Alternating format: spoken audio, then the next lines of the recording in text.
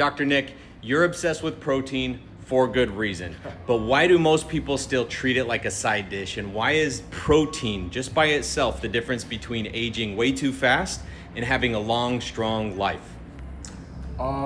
Great question. So I would say most people treat it as a side dish, to be honest, out of pure ignorance. Most people don't know. When you ask them about, hey, what are the differences between macronutrients and micronutrients? Most people cannot articulate the difference.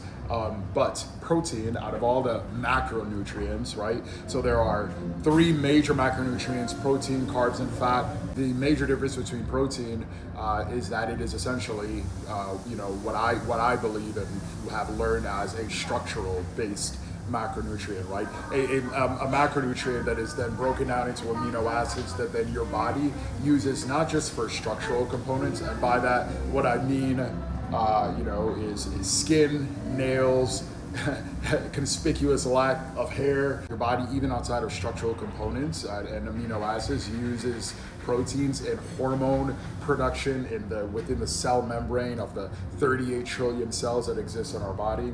So I think it's incredibly important, and it's something that many people don't understand, that it's fundamentally different than carbs and fat, right? Which you can think about carbs and fat as energy units, right? They provide energy. Now, they do absolutely, for fats, for example, if you eat a low-fat diet consistently, you'll notice your hormones plunge, right? And that's because cholesterol is a fundamental precursor of every hormone in the human body.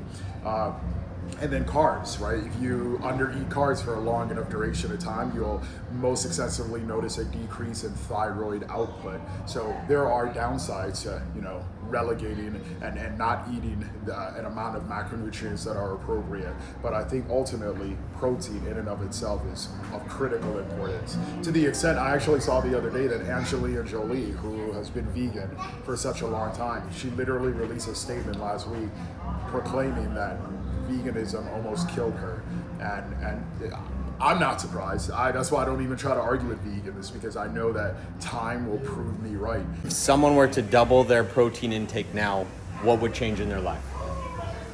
I think the first thing that would change in their life is satiation. They would feel much more satiated, and as such, they would find it much more difficult to overeat carbs and fat. When somebody is under eating protein, the way that they will reflexively react is by overeating other foods. So unbeknownst to them, they may be craving Cheetos and Doritos and Oreos, and really what they're actually craving is the minuscule amount of protein found in each of those. Love it. Thank you, Dr. Nick.